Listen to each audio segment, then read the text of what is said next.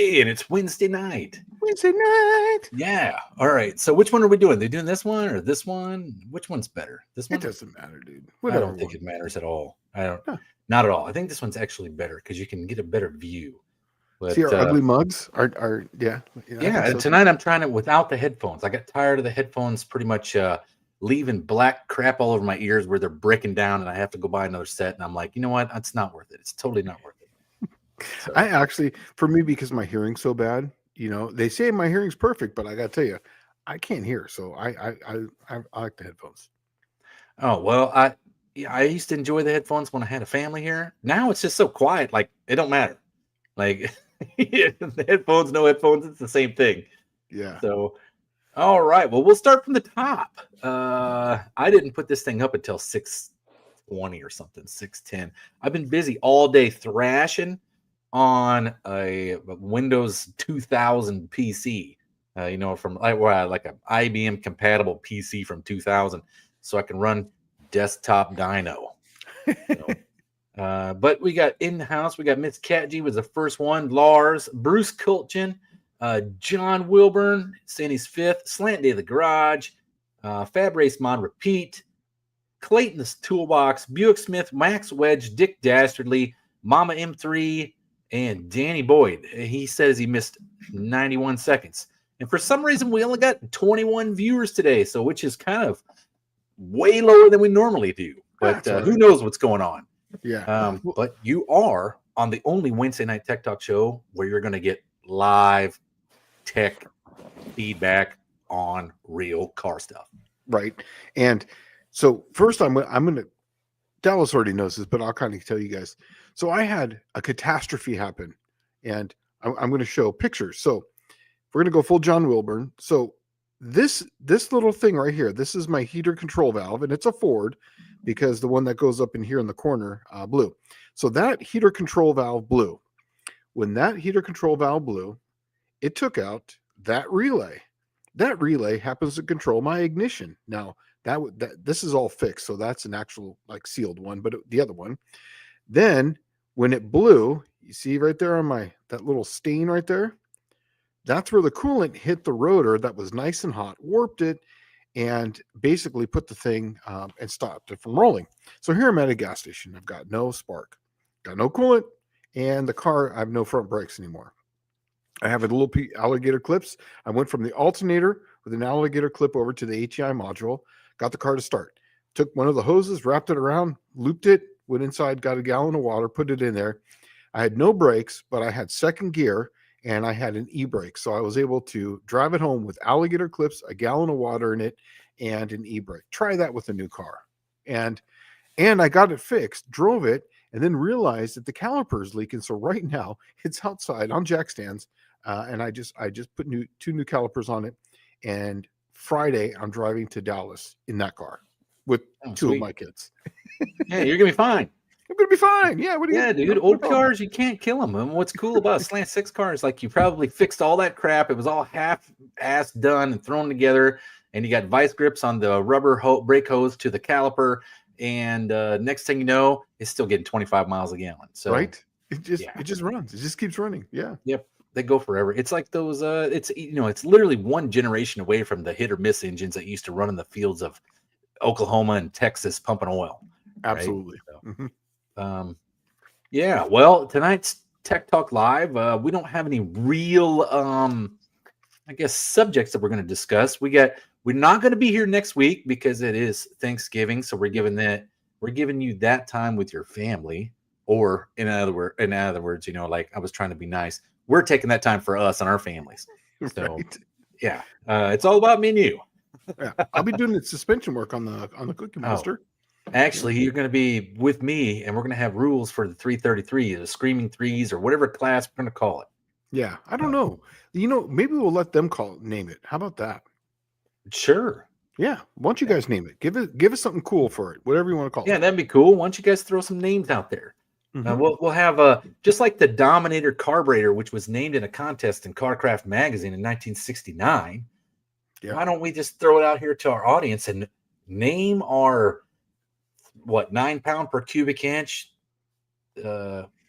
333 class. John wins it right there. Switch pitch class. Switch pitch.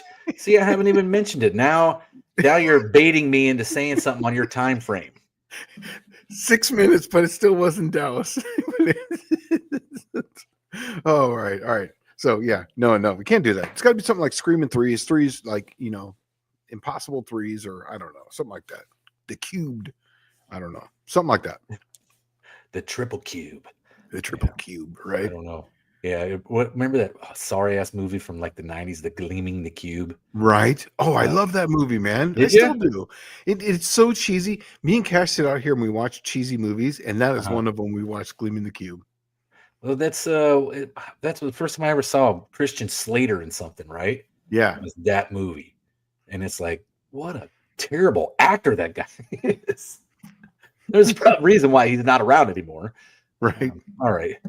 So, and you like John's switch pitch class, huh? Buick Smith says he had the GS running bad the other day, took the cap off, and the Dizzy was stuck at 29 degrees advanced. A little oil, and it was good again. What would cause advance to stick like that? Never saw that before. That's a GM thing, man. That is 100% a GM thing. It's not just the GM points distributors, but also the GM HEI is prone to this as well. And I think a lot of it has to do with it's metal on metal, steel on steel holding the pins. And I think that's what causes it, where you were, say, going down the road at a constant speed. It had some corrosion on the pin, and it swung out to max weights. And as you drove it, it's still like it was bound in that position. And then when you shut it off, it's hard to start. I had this problem back in the 90s. I ended up burning a battery up and a starter up because of this. I thought it was a bad battery and a bad starter. And then I replaced the battery cable. And then still, I couldn't figure out what was going on with it. And come to find out, the weights had frozen out. So I had full mechanical advance in the thing trying to start it. Yeah. And this is actually part of the thing when they have the any type of Mopar, they have a little felt piece in there. And they actually tell you to take the transmission fluid out, put 2 drops in there every oil change right on the top of that. Oh, on the Mopars? Yeah. They actually tell you that. They put a little piece of felt in there so that way it doesn't happen. Oh, that's awesome. Yeah. John says 333 class is kind of what people call it anyway. Why not stick with that? I'm not opposed to it. I mean, we literally just batted it around, and that's what we kind of came up with to begin with, just because it was based around 333 cubic inch and 3,000 pounds. Yeah, so, 333 class. Yeah, I don't know. At 333, I like screaming threes, or I don't know, super threes, or the screaming threes, or screaming threes. Yeah, I don't know. Screaming threes would be fun. I'm hoping my new chassis weighs 3,000 pounds. I want to put a roll cage on it and a floor in it. But we'll see. It's a heavy car to begin with. It still probably is going to weigh 2,000 pounds with all the stuff in it. So I'd have to make up 1,000 pounds. Let's see.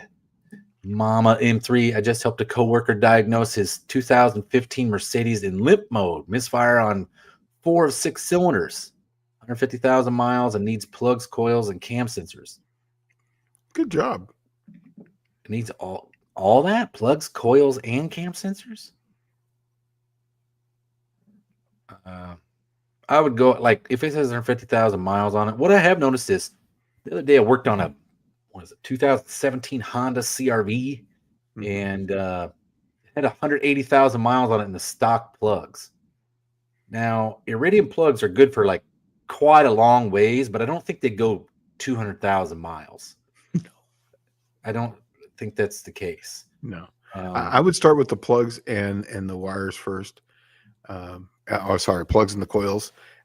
Reset it, try it again, because it could be that the cam sensors are just going all over the place because it's trying to correct the misfires. So I would just do with those, because it just, whatever code started first, the end ones usually are not the ones. Those are just an effect. They're not the cause. They just well, in the Navy, we always started with the cheapest thing possible, right? So if you got to narrow down to these 3 things, and you can't troubleshoot it any further than this, you start off with the cheapest thing. That might be the cam sensors. It probably is a cam sensor. Yeah, but at 150, I would do at least the plugs. And I would definitely do the plugs.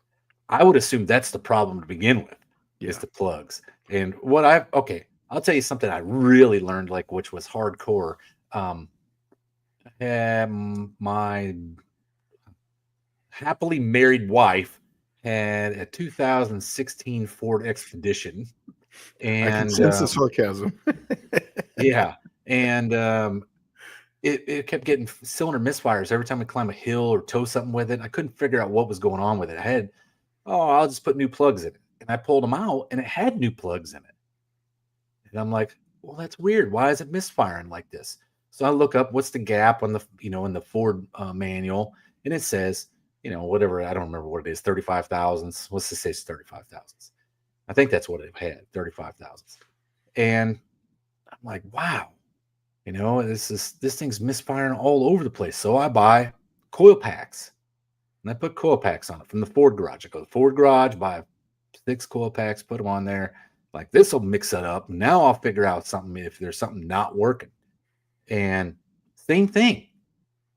And then I started thinking about it. Okay, it's only happening when I'm going uphill. What changes when you're uphill? You're under load, right? You're not getting enough fuel, or something of that situation, right? You want to know what it was? That's the turbocharged 3.5 EcoBoost. It was AGR. no, it was the plugs were gapped at 35 thousandths, and what would happen when it go under load is it would load the turbos, it would Oh, build boost, and it would start blowing the spark out. No mhm. lie. I dropped the gap on it from 35 to 28 thousandths. All the problems were gone. Wow. But it would literally misfire so bad, it would throw every code under the planet. Like, it would start kicking down, going into limp mode, and this is all because of just misfires on cylinders. Wow. I couldn't believe it was affected so bad. But yeah, so I don't know. That's what I learned. Turbocharged EcoBoost, drop them to 28 thousandths on a gap and call her good. Mhm. So let's see here. Okay. Clayton's Toolbox says, I have a forged crank at the machine shop. When I took it apart, it had a spun seized rod bearing. They cleaned it, inspected. It was bent 17 thousandths. They can straighten it, but would that weaken it? No. I don't think so either. Mm-mm. No, I've seen them actually bent worse than that. But yeah, 17 thousandths is really not that much at all.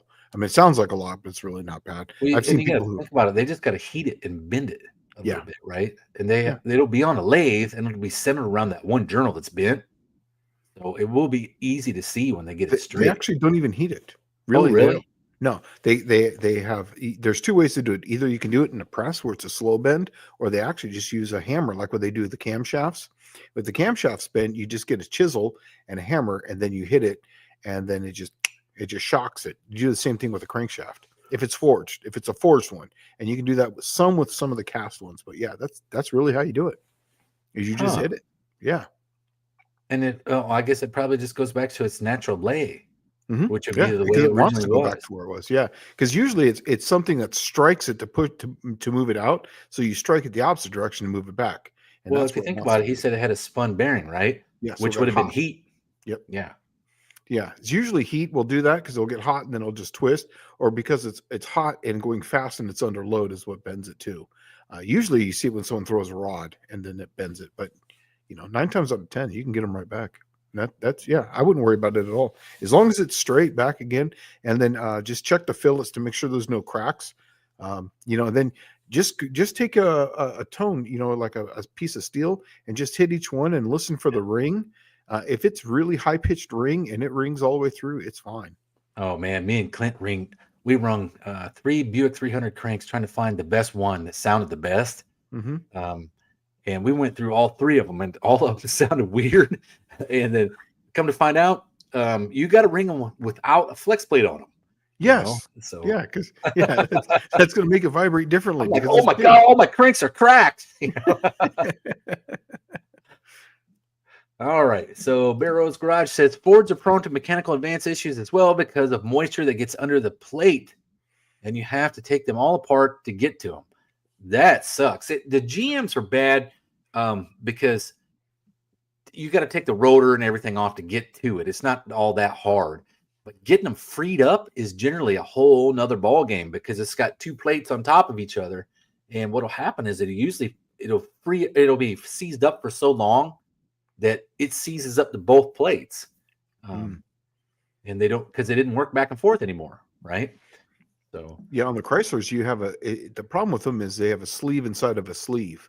So you have one sleeve that goes on the other sleeve, and then that's actually where the pins come up, and it just sits on it, and that's what moves back and forth.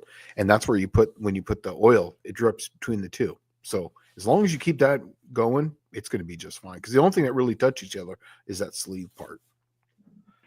let's see. Buick Smith says, "Is there a better lube to use on the GM Advance, lithium, etc.?"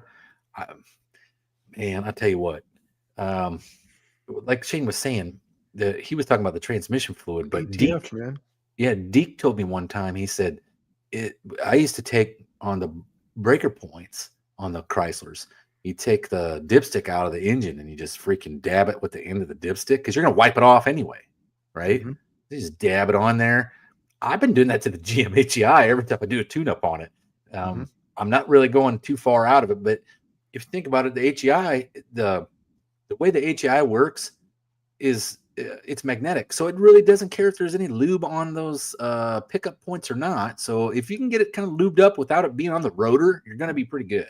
Yeah, and I'm a big fan of ATF. I use ATF literally on everything, and I use ATF with acetone, and that's what I use as my penetrating oil. I just use ATF. I love it. Oh, Andy's saying that we're on the speakers in the F-150. Oh, sweet. Awesome. Yeah, sweet. Yeah. If you noticed, I'm doing it without the headphones this week. I'm trying it out. And it's actually is pretty awesome now that I don't have anyone here bother me. Or running the TV and the laundry and the dishwasher and all that stuff at the same time. So Tall Garage says the triple threes. We tried triple threes. We said the screaming threes, 3 cubed. Yeah, I don't know. I think I'm with John on this one. I think the 333 class. I mean, that's a simple, but it gets the point across, right? Yeah. Bear Rose Garage says my 68 Merc 390 just did that after sitting for over a year. Yeah, that's what they're prone to that crap when they sit because it builds up rust, collects right there on the pins. Let's see. John Wilburn says it's no more capricious than how is that why? Than how the No Name Nationals was named. That was something that me and John just came up with. I mean, we had all kinds of names. We went through names. Like naming the event was almost one of the last things we did before we announced it. And that's because it's not that it was like we were lazy about it or anything. It took that long to come up with something that was decent, right? And I kind of look at No Name Nationals as almost like the lazy way out because we literally couldn't figure out what to name it. And then it's like, it's so easy to name it the most obscure thing right in the room. It has no name. And the people are no name people. But there were some other things that went along with that without throwing anybody under the bus, but John knows what I mean. RC cars, right? So, okay. Let's see. Let's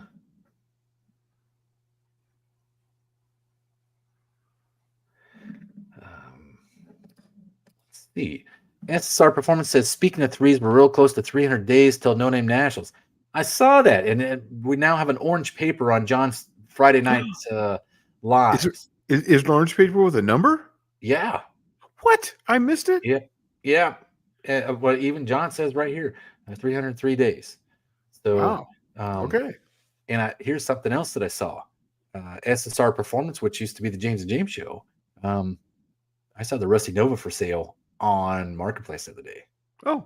So I'm wondering if there's something cool coming out of the SSR camp that's going to be ready to go for the 333 class. That sounds awesome. Yeah. Levi's Backyard Performance. If I can get my car down to 3,500, 3,600 race weight, the car will be at least somewhat competitive. If you do that, you can actually run that big cubic inch small block, 368 cubes. Is that what it is? Yeah, 368. Yeah.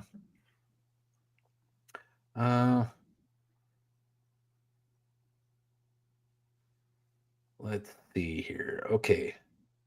Man, you know what? That's funny because it's 303 days till I the know, no name nationals. It's the triple threes, the no name nationals. right? Almost, yeah. Mohawk 62 says triple threat threes. Say that 3 times. Let's say that fast 3 times. Rob's Rods and Streetcars at 108,000 miles on the Honda, no routine maintenance. Plugs could valve adjustment, and most likely 3 and 5 cylinder oil rings are filled with trash. See it a ton. Hondas aren't what they used to be. Way long time ago, in like what, the 80s, I guess it probably was. Even 90s. 80s and early 90s. Mm-hmm.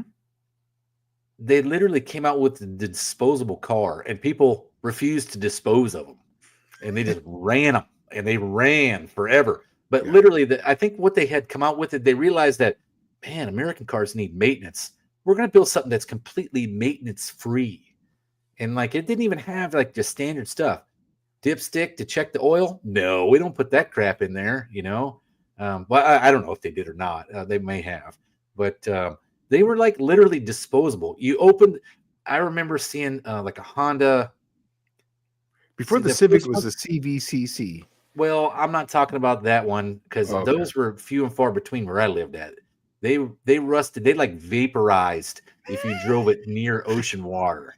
And in central Illinois, where it still has salt on the road all the way up through like May, those things like on the dealer lot was like, it looked like a snakes and sparklers, but I'm talking about the Hondas that had that weird one barrel carburetor with all the weird passages in it it would open up like a secondary, but it wasn't a secondary. It was like a bypass circuit carburetor. Maybe that was a CVCC. Yeah. It was like an 80s model before fuel injection, right? Yes. Uh-huh. Okay. They realized that American cars took maintenance. So they were going to build something that was completely maintenance free. Yep. And I remember opening the hood on one, and it still had like the tags, like the plastic tags that they'd put on the freaking plug wires on the plugs and the plug wires. And it had like over 100,000 miles. And you're like, oh my God, how did this thing not have plugs and plug wires in it? Yeah. How does it even run? And it's because they had figured that out, like use rare earth metals to make the plugs out of. They last forever, make good short wires so they're not flopping all around and get burned up on the exhaust. My uncle had one, a Honda. It was a station wagon, Honda CVCC, and we took that every day from Poway to Del Mar, and we go across this dirt road, and it had a surf rack on top, and we go surfing every morning when I was in first, second, and third grade. That was my life because I was going to school there, so he would watch me in the morning. So it goes, my school didn't start till 9 or 10, so we'd go and do dawn patrol, and that car just never died. I still remember it. They weren't a rocket ship by any means. They weren't fast at all. They were anemic as all get out. 55 miles an hour. That's it. Yeah. Here's the thing. That was a carbureted car that didn't have catalytic converters. I mean, it was so efficient. That's right. And so clean burning. Oh, I know what it was. It has some weird chamber. It has a weird chamber with like an extra valve or something in it. That's what it was in the head. It's not a carburetor. That's a weird carburetor. It's an extra chamber in I don't know anything the about combustion chamber has like an extra valve or some kind of reed valve or something weird in it. But that's the CVCC, I think. But that was the introduction to Honda. Like, welcome to America, Honda. And everybody kind of laughed at them because they looked really plain Janey. I mean, that's really what they were. They were literally like that's where the term shitbox car came from. You would buy one of those, you'd run it to death, never change the oil or tires or anything on it. And when it stopped running is when you actually broke out a tool set. Yeah. I think I'm saying that. I think it was CVCC, but I was a kid. I don't know. Maybe it was something different. Some people are saying had like one model back then was like the Civic. But technically the Civic grew out of the CVCC because that's what the name was, right? I think that's what it was. Wasn't it CVCC? Yeah, that's exactly what it was. Yeah, and it was a station wagon. It became the Civic, and then after the Civic, they grew a family car called an Accord, and the Accord generally had the larger engine of the two. Because the Yeah, Civic, it was like it was a it was not 70s model. it was not uncommon to have like 2000 or 2000. Oh my God, a 2 liter in the big car, and then like a 1.4 or 1.5 in the small car. I don't remember what the engine was too. It was like I thought it was like yeah, it had 150 horsepower. It was a 2 liter. That's what it was. And it was a tiny little thing. Maybe no, it was even smaller than that. I think it was. I think it was like some of them were like 1.6 or Maybe it was 1.5. 1 point something. But I don't know. That like there wasn't a lot of them running around, and most of them were. Here's what was weird: most of them were manual because they didn't have the manual. Robs less power, considerably less power, actually. Dude, when it you're was going down the 600. road. It was 599 cc's. The little, no, not Yes, maybe yes, the it first was. one. 1300. Oh, maybe it says. I'm looking it up here. Okay. So they had a few of them. It went from 1169 all the way up to 1488 cc's. Okay, so yeah, so it was from 1.1 to 1.5 cc's. Okay, that makes sense. Oh, I'm sorry, 1.5 liters. Sorry. So yeah. See, Levi's asking, why don't we call it like modified production? Not like the old school class, but as in modified cars, giving a production for the people's ears and eyes. You know, You were talking about that for a while. I've already toyed with that idea, Mm-hmm. and I've already built a modified class, and I watched it walk away to another, not even really a sanctioning body, just a competing racing entity, and it just made me sick because everybody wanted to run. Here's the thing: like modified production was like pro stock, but was the affordable regular guy version of it, right? Like regular person. It was weight to cubic inch, and these guys wanted to run modified on weight breaks, not weight breaks, ET numbers. We're going to give it an index for our class. And it's like an index. That's like the opposite of modified. That's literally like bracket racing. The only difference between index racing and bracket racing, people still think index racing is a heads up class. It's not. It's a dial in class that somebody tells you what the dial in is. And then bracket racing is you choosing your own dial. That's the only difference between the two. So it's the reason why it looks like it's heads up because every car in that class, what they're told the ET wants to run the ET. So it's pretty close. But Levi says he wants to build a screamer. Dude, I'd do it, man. I'll tell you what you should do. If you really wanted to get there in that 368, because you got a big heavy car, put together a big block Chevrolet that's 368 cubes. Nope, can't. No big blocks. Oh, that's right. Yeah. Now you're stuck. I'm sorry. I'm stupid. Let's see. Mama, I have a picture. I'm going to go John Wilburn. This is the exact car that he had, but in Oh, orange. yeah, there you go. That's exactly what it was. A 4-door station wagon, just like that, roof rack, and we would drive that every day to the beach. That's what it was. That exact car. 4-door station wagon in the back, and it was orange. I'll never forget it.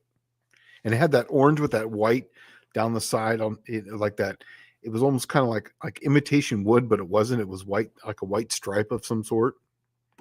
I don't know. But yeah, that's what he had. I would love to have a car like that as a daily driver. That'd be fun. I think, the one I really want is a squareback Bug. Oh, yeah. They're so simple. And it's like a pickup truck, but it's a squareback. I wouldn't put a Volkswagen engine in it though. I've already been there, done Subaru. that. You put Subaru in it. I would do Subaru, rotary, or I would do like a K series transverse mounted. You know what I would do? They got a kit to put a 215 aluminum Buick in one of those. That's what I would do. Right. I would probably just transverse mount and put a K series in there. Kind of like, that'd be cool. Let's see. Buick Smith says, Shane, what temp are most forged cranks tempered at after heat treating, or do you know the Rockwell? I don't know the Rockwell on those because when you nitride them, it's probably in the 50s or 60s or somewhere. But yeah, I really don't know. On the tempering though, it really depends on what manufacturer is doing in there. But you're looking at about 800 degrees to 1,000 degrees depending on your mixture of combinations. Now, I can't give away some secrets because, some of those are specific and people have patents on those, and I can't speak on that. But as far as the Rockwell, I don't know on that one. I really believe it's high 50s, low 60s, if I had to guess. I don't know. We don't check it like that. Okay, so Levi says, so I sort of have a small question about piston pin sizes. Why go for a larger pin outside of strength? A large in diameter? Yeah. Oh, because the forces. You're gonna the bigger something is, you're putting more force over a bigger area, so therefore it can hold more for smaller. So it has bigger force and bigger load capacity. The smaller something is, the smaller load capacity it has. And You got to think of this stuff like the problem is that when being a gearhead and a racer, you think of things like a gearhead and a racer, but really what you need to look at for this kind of stuff right here, larger pin diameters, is longevity and reliability. Yeah. And that's what that's what originally what the engines were designed for. Some of them, like, okay, even ask Gene, what's the wrist pin diameter of a Slant 6? It's big. It's same as big block Dodge, right? Yeah, it's big. And it doesn't make anywhere near the power. But they do that for the sake of one thing: wrist pin never breaks, and that's the whole sole purpose of it. That's what it was designed for initially, right? It's what you see is people change wrist pin size for mass and inertia purposes. So usually, the first place I ever seen that, drag racing, what is even the first place I saw? Actually, drag racing probably was the first place I saw it, but I didn't know what I was looking at, which was Top Fuel going to like a 1-inch diameter wrist pin. And it was like, oh, wow, that's a big wrist pin. But then it's Top Fuel, right? They break wrist pins at idle. So it was NASCAR in like the late 80s started cutting down the wrist pin size. And it was Fords were always had a big advantage because they had a 912 wrist pin. And it weighed considerably less than a 927 wrist pin, believe it or not, especially when you're talking 9,000 RPM. The inertia and mass involved is like very bad on, you cut something down 2-3 grams and you're talking of like 30 pounds of pull on a rod bolt. And so the Ford guys had a serious advantage. And so the Chevrolet guys started cutting them down. And it went from like, I see 904, 905 used to be kind of a common one. And then it went even smaller than that. Now I have a set of rods that have a 776 wrist pin. Yeah, they're tiny. Yeah, real small. Yeah, so. But really for the outside, it's just for load capacity. That's all it is. Force goes around the outside of things. Right. Yep. So Buick 350 V8 Power says, how did you both meet? Dallas was a seaman. Sorry. U.S. Air Force jab at Navy veteran. Okay, yeah. Thank you for your service on previous videos where you both were relating stories on a California drag strip. That's where we met. Yeah, exactly. Yeah, it's funny because we were probably at the same drag strips, racing at street racing, but we just didn't know each other. No. At that time. Shane's from San Diego, California area, right? Like he's from Poway and he lived out in El Cajon. But all those are like literally suburbs of San Diego. Yeah. And I was stationed in San Diego 3 times in my career in 23 years. Mm-hmm. So it being in the same gearhead community, you don't realize how small the gearhead community is until you live in a big metropolitan area like Southern California and you go to the track and you run into the same people you see on TV and you're like, oh man, the circle is small, out of millions of people that live in this area, it's the same people that you see. Right. Yeah. So, but yeah, we met at Verona. But we did a lot of same street racing in the 90s. That was the big thing. When I went out to California, like I was a seaman, as you said. And at one point I was making about $1,800 a month, I think is what I was making. No, $800. I'm thinking $800 a month. Gosh. Yeah, that's about right. $800 a month. And I couldn't afford anything cool, so street races, you know how much it costs to spectate that? $0. And so we used to go hit the same street scenes. But, yeah, it's true. Let's see. Junkyard D says that we should call it the 9-pound showdown. That's actually really good. That's a cool name. That is good. I like that one. Uh, Well, and you know what's funny? What's 3 plus 3 plus 3? 9 pounds. 9. Yeah.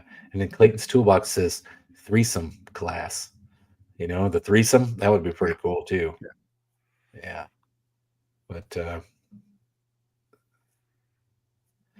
man, okay. Barrel's Garage says, I never throw out used ATF. I dump it in an empty high trans bucket with a quart of acetone for free up old rusty junk. Works better than anything I've ever bought and Agreed. a whole lot cheaper. Yeah, and I warm it up too. So what I do is I put it on top of a hot plate, and I just warm it up. So I'm telling you that you'll watch the bubbles rise, and it gets inside of everything, and it'll break loose anything. All right. So Tall Garage is saying 368 cubes. Wasn't it 333? Yes, it was originally 333. That was the idea. At 333 at 3,000 pounds was the original idea. But if you take 333 and divide it by, or 3,000 divided by 333, you come up with 9 pounds per cubic inch. So what we did was it allowed it to have 9 pounds per cubic inch, but then we gave it a cubic inch limit and for a maximum and a minimum. Yeah. And that way you could run within that window. So people who had a 350 Chevy Innova can run. People who've got a 360 Chrysler 30 over can run. And basically, it covers all the fields. People who've got a Windsor in their Mustang, they can run. That was the point of it. So that way, it was all inclusive. Everyone could try it. Right. It was meant to be broad. If you think about it, the 333 was pretty narrow. You would have to have a 327 Chevy in a Nova to be able to compete. And it's just, it was too narrow of a scope. You needed something broad enough. Now, later we can change it to where it goes back to 333 and 3,000 pounds once you get enough interest, but I don't think it'll ever be big enough to where you could do that, where you'd have enough cars to compete. Yeah. I think 368 is the good limit. That's a really good limit because anything beyond that, you start dealing with people with strokers and, you know. Yeah. Oh, and here's Levi telling you the same thing. It's a cubic weight class. So 9 pounds per cube. Yeah. Okay. So fat guys get more cubes. Well, if they're in a lighter car, no. But it's really what it is like the whole idea was you could run something big like, say, Levi's car. You know, Dylan Levi, if he took as much weight out of that thing as possible, he might be able to get it down to 3,300 pounds. Yeah, I believe he could. Yeah, but that would be essentially the minimum that he could be at weight wise, means that he would need the maximum number of cubic inches to make that 368. Yeah, right.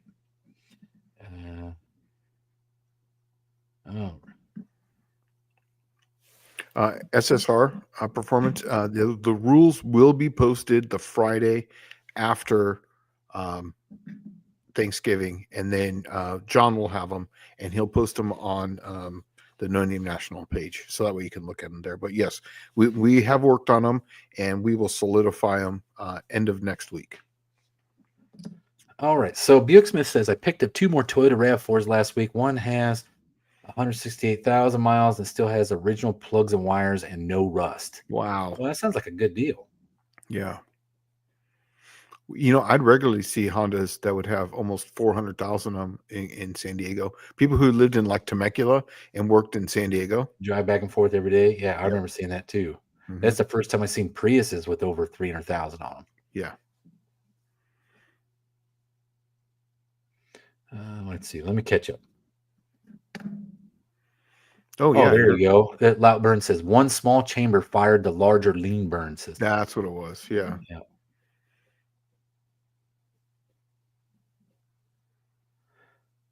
And I'm way behind. I got to be way behind. Yeah, I'm like 20 minutes behind already. Yeah. You're way back there. So Mom M3, speaking of sanctioning bodies, when can we re-up our AHRA memberships? I wish I had an answer for that. I really do. Just send Dallas money and he'll have to renew it. And then he has no choice. So send him your money, and that way he has to stay in business, right? There you go. Problem solved. That'll work. But yeah, I don't know. I have my next court date February the 3rd, and hopefully that's the last one. So after that, February the 10th, I might have a freaking idea. But other than that, no, I don't have one. Yeah, I have racing license numero uno.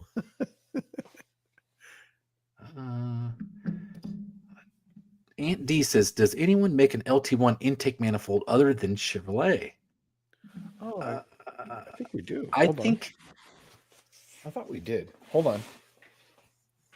I'm pretty certain. Isn't that LT1 intake manifold very similar to a Vortec? Give me a second. Maybe, I don't know. LXR. Always look, and it's got to be a carburetor intake. I'm almost certain of Vortec, but see, it does cool backwards. But I think you can modify a Vortec intake manifold to work on an LT1. And he says so it's got to be carbureted. Is that what it is, or is it just? That's what he's looking for, carbureted intake manifold. Oh, okay. No, never mind then. I don't know.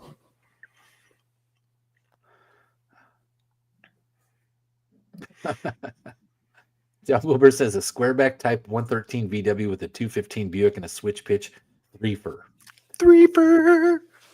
Hey, you know what? There was no furs. If anyone watched Oak Island Report, they still didn't find shit. Yeah, see, now furs. John and Professor P are the ones saying switch pitch each episode now. Okay. Okay. Barrow's Garage says air-cooled VW and Corvair will always have a place in my heart. Funnest things to work on, small things for big gains, but dependability. Not so much. Exactly. But it gives the excuse to keep playing with them.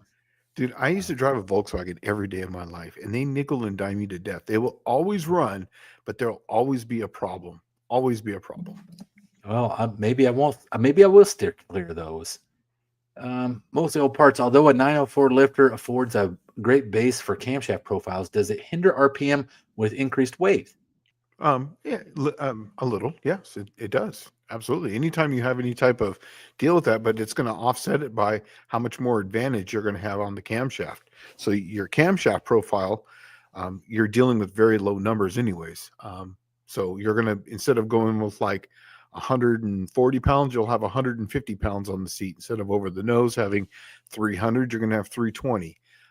Yes. So your moment of inertia, basically when you're changing directions over the nose, it is going to change, but the gains that you're going to gain from the area under the curve and the lift that you're going to get, far outweighs it by a long shot, by magnitudes of 4 or 5. Well, I'm wondering, Mopars, did they have that 904? The bigger the footprint you have, the more radical the camshaft design you could have. Yes. So there is a big gain on that. Massive. It's really a massive advantage. Because I was thinking, oh, well, you could actually go to a Chevrolet sized lifter just by bushing the lifters. And then I'm like, well, wait, it would seriously hinder the capability of that camshaft. Yeah. Being an 842 lifter is really is a massive hindrance. That's why a lot of Chevrolets have to go to a roller right off the bat. And because of where the cam is in the block and how close they are to the crankshaft. So there's really that's why on the LS they moved it so much farther up for that reason. Yeah. So there's a lot of problems with that. All right. Buick V8 or 350 V8 Power says, okay. Oh, excuse me. Okay, Heads Up Racing. Who won more often, Dallas versus Shane? You did. You won two out of the 2 races that we ever raced. I don't think so. Did I? Yeah, because we raced twice. Because we were going to do a 2 out of 3 match race, and the first race, I won just one race. That was it. I mean, I won the best out of 3. Yes. So there was twice we raced, and so you won both those. Yeah. Well, that wasn't fair. Yeah, but still, we didn't know that at the time. But Shane was down on power. We couldn't figure out why. Mm-hmm. But it was because the block had cracked. Yeah. And it actually smoked the rod with steam. Yeah. Cooked it. It actually turned it blue all the way from half the beam down. Didn't spin it. It just, the steam was coming out at such a high temperature right there at that point. It just cooked that rod. It was interesting. Never seen that before. Yep, those are coming up after Thanksgiving. So, Buick Smith says so. All big blocks are out. So, like a 348 Chevy is out. Yes, all big blocks are out, and the It's gotta reason be for that small is block. because of cylinder heads. You know, you can get so much more out of a cylinder head. So basically, a small big block then would be a massive ringer compared to someone who's got like just a standard wedge head. So you could get like a big Duke head on a 368, you know, big block, you know, Chevrolet, and then you've got something that's flowing 400 CFM. It would be annihilation for everyone else. Aunt D said he would prefer a fuel injection LT1, but I don't have the clearance for the standard Corvette throttle body. You know, the thing that I always wanted to do on like LT1 is actually a freaking fantastic platform for the last generation of small block Chevrolet. The heads will like fit on there, but I don't think any of the water jackets line up correctly. It's reverse cooling, I believe. But what I always thought would be really neat is like if you could figure out some way to make these. I'm almost certain a Vortec intake manifold will almost fit a LT1. I'm almost 100% certain on that. It's got to be really close because that's what the Vortec head is. It is just a cheaper version for the old school small block Chevy with standard cooling flow version of LT1. So I'm thinking there's got to be something really close. If the ports line up, you can make it work. That's not the problem. Old McDonald has a car says I fell asleep on last night's episode of Oak Island. I did too, man. It was boring. Yeah. They're still not finding anything, man. I've been watching that thing for 12 years, man. It's ridiculous. Hey, I got something to say something here. Did you guys know that registration is open for the No Name Nationals? Yes, we found that out on Friday. Okay, well, I'm behind the time, so that means I need to go register. So if you haven't registered for the No Name Nationals, go do it now. Well, I'm going to go do it now as soon as I'm done here. Yeah. Well, you know, and registering for the No Name Nationals definitely gets you out there in the ahead of everyone else. Yeah. I'll probably be like last year. I didn't register till like a month or so to go. I didn't know if I was even going to make it. This year, though, I plan on having a plan. I plan on me and Professor P. We're going to win the burnout contest. Don't tell him. Don't tell him. I'm not going to tell him, but we're going to win it. So all 100%. You other suckers better go home now. Yeah. Even Chris Mills with his burnout car. Sorry, dude. You're going to come in second place. Done. Yeah. Yeah. Done. You can't get any more burnout in our area than what we're going to do. One burnout to rule the world. Or what is it? One burnout to rule them all. Yeah. Okay. So let's see.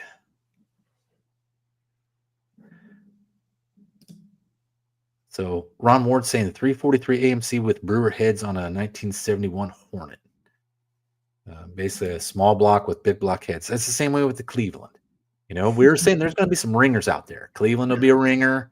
331 Hemi will be a ringer. Gen 3 Hemi will be a ringer. LS6 will be a ringer. Or LS6 heads on a smaller bore LS would be a ringer. 6-liter block with a 4.8 crank and big honking LS6 or 7 heads. That would be a ringer. Levi. Okay. Let's see.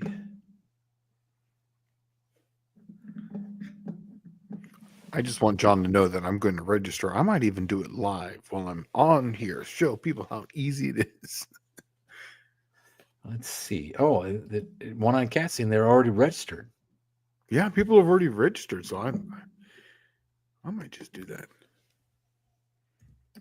And then Colleen's asking, is there any registration numbers you're going to share them? John even hasn't even fully announced the event yet. And what's going to happen? That doesn't happen until December the 31st.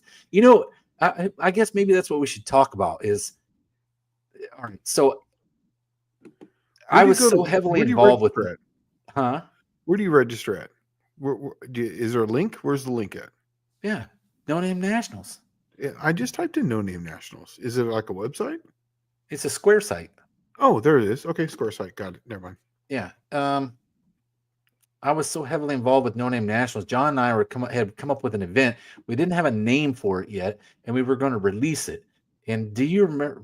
I don't know if Shane was in on this one. Maybe it was just me and John. I was going to do something crazy. I was going to have a pool, a motor blow up pool. Do you remember that? Mm-hmm. And we were going to get like a motor off of like Marketplace for like $50 or $100. Oh, Put it on the start stand and hold it wide open. When it kicked the rod out of the block, that's the time that whatever time that happened, whoever had that block won the money for the motor blow up pool live on Wednesday or on New Year's Eve, right? I thought it would be badass. And I'd never seen anybody do that before. As you guys know, I'm actually registering for the No Name Nationals right now. Add to cart. We're doing this right now live here. Sign up. Nope, I don't need. Where do I hit? Add to cart. There we go. Add to cart. It's thinking. So 38 Racing is saying, so for 333 class, which, hold on, we got to go back. What was the awesome names again? Oh, the one, the 9 pounds per cube, wasn't it? Or something like that? Or yeah, but there was an awesome name on there. Dang it. The 9-pound throwdown. 9 pound throwdown. Yeah. Yeah. So we're gonna edit that in with our edit machine. So for the 9-pound throwdown, are there any head rules? No. There's no mandated head rules. You can run as big a head as you want, big as intake manifold or carburation system as you want, but it's got to be carbureted. And then what you're going to find is that your combination still has to work. So I'm almost done. I know Levi's I'm not backyard performance. I think you'll like the combo I'm putting together, Dallas, although it's sprinkling my touches too much. Okay. I'll like it anyway. I mean, you usually come up with unique and interesting stuff. So, I mean, I'm all about unique and interesting if you hadn't figured that out. But I like high whining, gear banging, screaming stuff. I do. I think it's probably the way things should be. You know?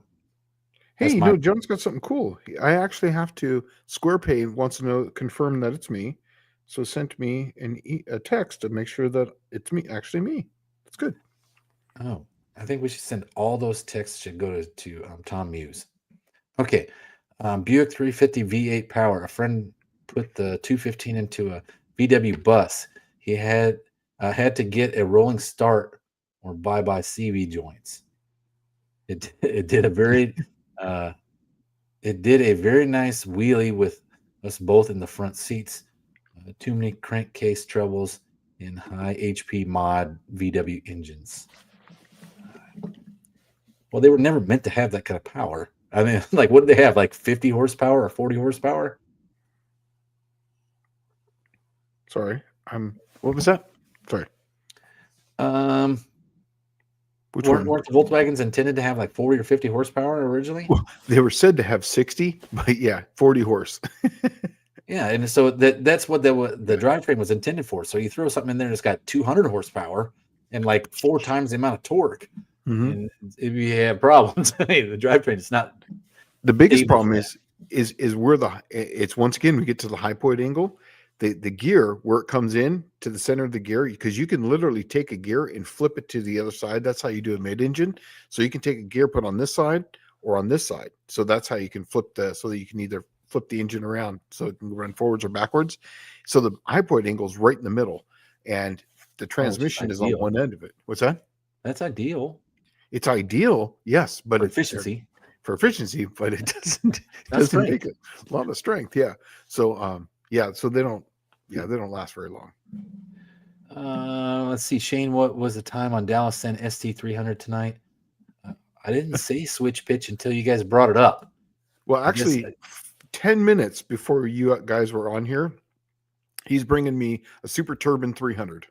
He did say that, but that's because he's coming here and he's coming to my house and he's bringing me one, and we want to see what we want to take one apart and a Turbo 350 to see what can interchange. So that's actually a real thing. That's going to be I think that's going to be cool. I really do. I'm actually really interested in this. Me too.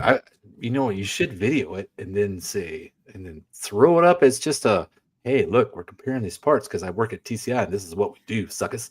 Yeah. Right. But so everyone, I have now right here live. I did it while we're doing this. I am registered. That's how simple and easy it is for the No Name Nationals 2025. Just like that. Look what Ron Ward put here. Engine blow up pool, Dylan. Dylan Levi. I guess we did it anyway, but I never figured that, I never give him a hard time like that. He has, I have to say, the past 3 years at No Name Nationals, one pass and he's rattled the motor. And it's every pass, rod knocking or wrist pin knocking or something.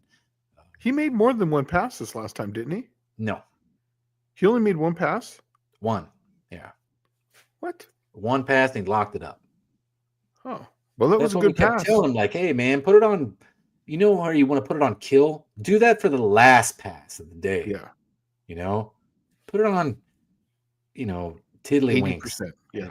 Yeah. And, take it easy. Just slowly get there, kind of pass tune on it, right? So, but nah. Aunt D says, I'm new to this car. The LT1 is a Model A. The throttle body is 1 inch away from the radiator fan. So no air filter, and apparently no one can make the Corvette ECM work. GM's had this weird thing where they had like a chip in the key. That was VAT system. Is that what it is? Vehicle anti-theft system. I think that's what it's called. But the Corvette was inherently bad for their VAT system. It was better in the Camaro, but it still was a pain in the ass. And then the Caprice and all, they didn't have it. Like, you bought a Caprice, you had the LT1 motor from the Vet, but you didn't have any of that crap. So that's the one that you would ideally use. But if you got the throttle body on an LT1 is right next to the radiator because it feeds from the front.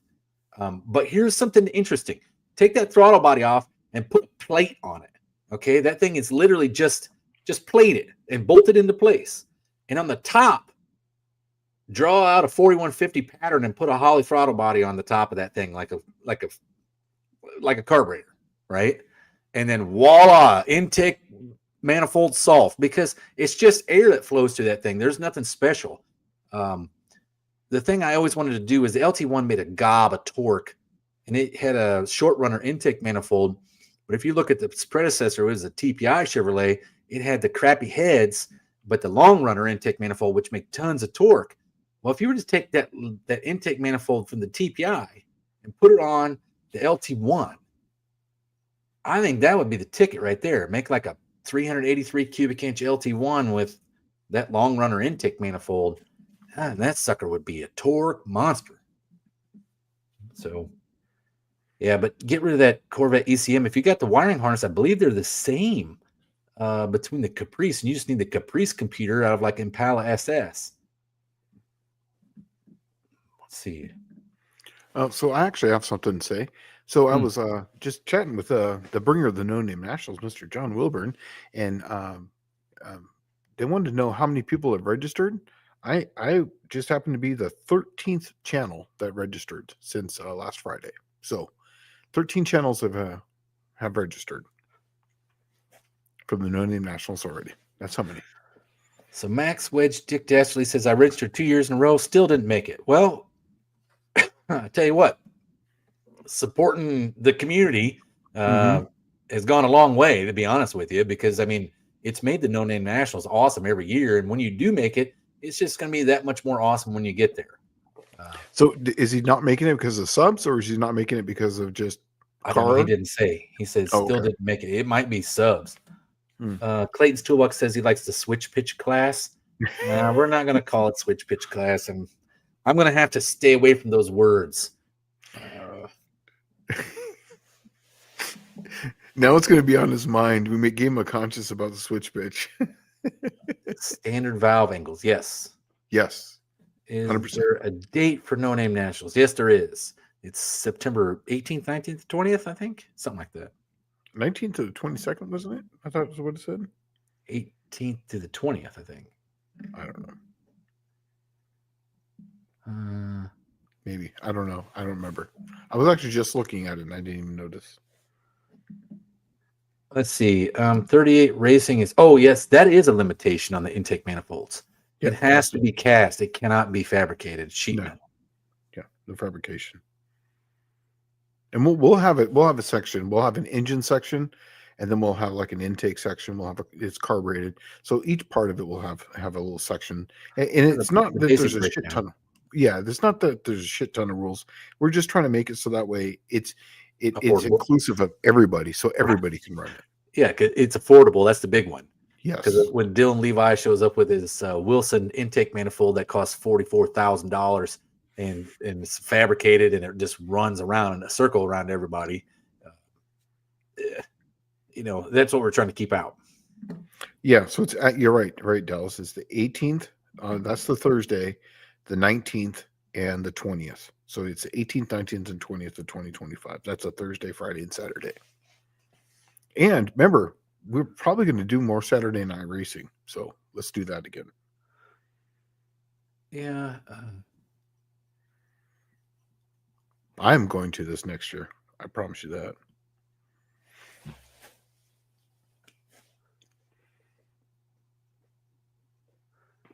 I'm just looking for some new comment. There's a lot of comments, but there's nothing like. It's almost 8 o'clock. Hey, it's 8 o'clock. I brought something. Okay. Yeah, well, no, let's talk about this. Let's get caught up, and then we'll talk about it. If there's, Okay. if Well, there's time. Dylan Levi saying that stock bottom end has seen roughly 19 psi passes from a 91 to a 102 turbo. Oh, and the bearings washed out from the shitty sloppy mechanics injector of choice. Well, yeah. That's definitely a problem with fuel injection. Mm-hmm. Let's see here. So mostly old part from Ward says, I got to be honest. Dylan is the greatest ambassador for knowing nationals. Honestly, who can possibly compare to thrashing on the car as well as Dylan? No. Yeah, nobody else had that. Like he literally had the best pit thrash. Yeah, and if it didn't break the transmission, I believe he would have been out there making a pass. Yeah. Let's see. Oh, that might be a possibility. 38 racings with an LT1. Can you flip the intake reverse throttle to the back? That might be a possibility. Mm-hmm. But if it has that weird China rail like a Chevrolet, it's not the same on both ends, is it? I think it's different on both ends. I don't know. One I don't has know them that well. Well, one has the oil outlet and one does not. Okay, or the oil pressure.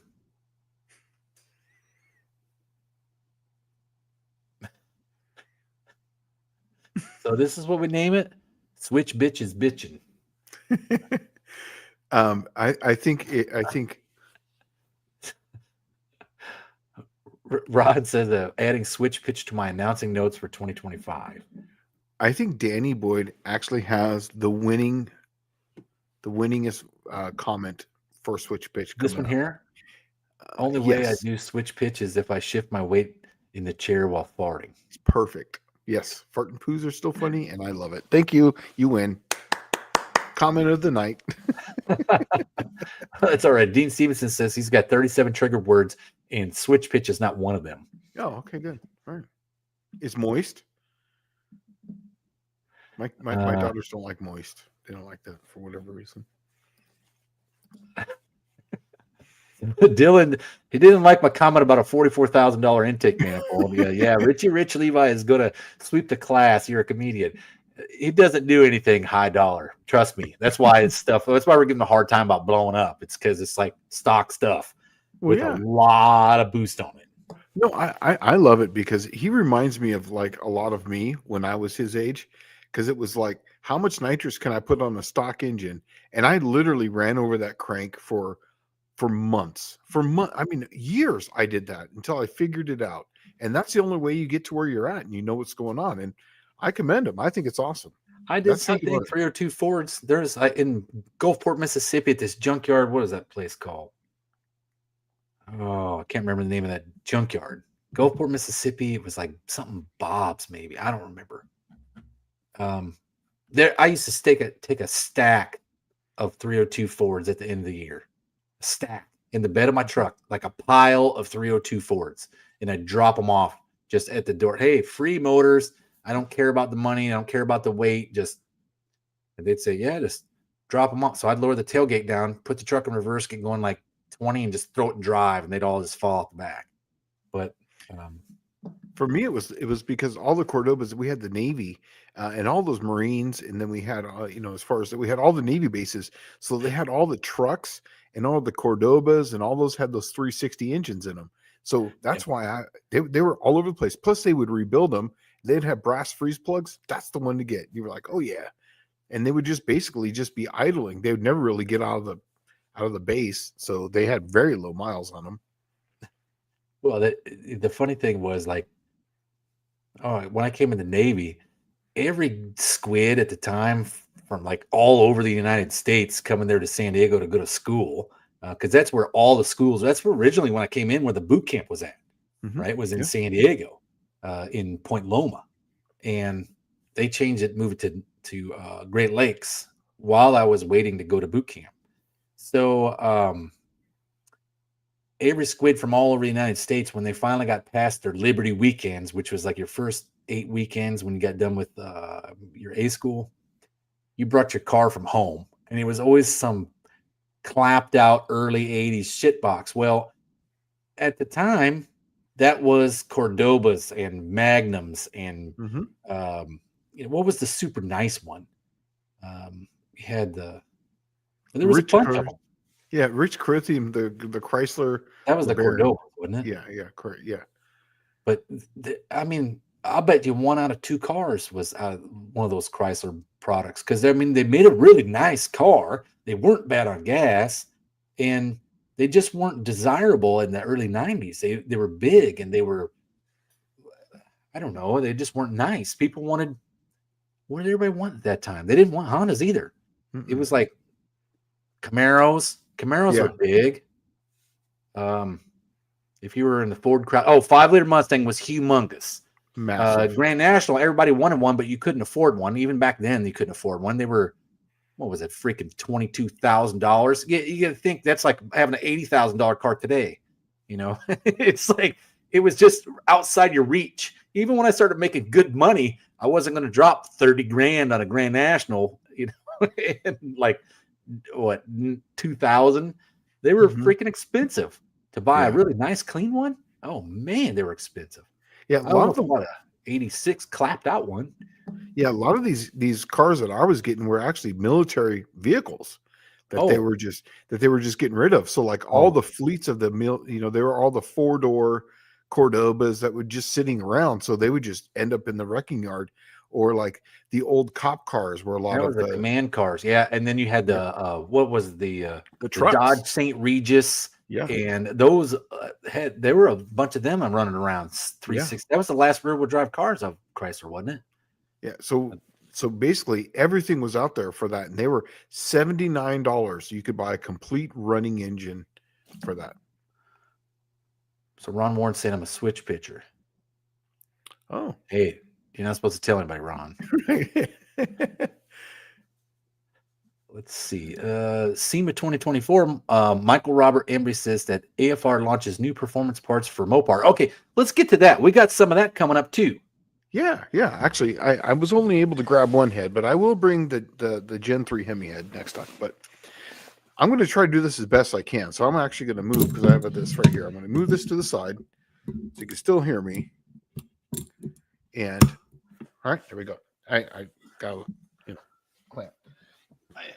I brought, this is the new Victor head for the small block Mopar. This is our new Victor head. This thing's amazing. I actually have some notes here because there's so many features on it. I couldn't remember them all. So this one here is, this is basically the Victor series head. It's basically your standard LA. It comes fully CNC ported, right? I don't know if you can see that right there. 58cc combustion chambers. And the intake volume on this is 225 cc's. Now, if you notice, it's really not that big, but they flow really good, and it's good quality. Hey, move it over somewhere. Like we can't. It's just out of the picture. Here. Oh, you know what? Oh, hold on. Is it? There we go. Okay. Is it good? That's Yeah. perfect now. Okay. Perfect. Sorry, it's hard to see that and read this at the same time. That's fine. And I had here. So, okay. So the difference is that normally the valves on these are at 18 degrees. These ones are at 16 degrees. So this wouldn't be competitive. And you can tell how much change this is, how much higher this is, and how much higher this rail is.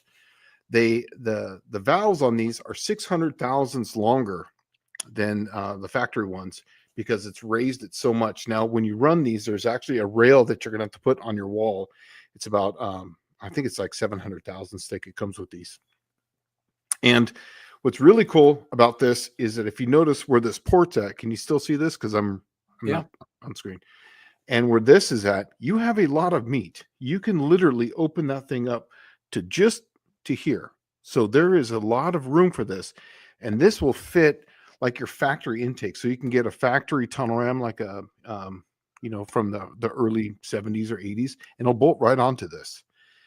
And you would have a hell of a combination. I think now they sell them bare with valves, solid roller, flat tappet, and then we have the P port, which is like your pro port. And I don't remember the valve size on this thing, but they're actually large. Like 208. No, it's bigger than that. Oh, it's bigger than that?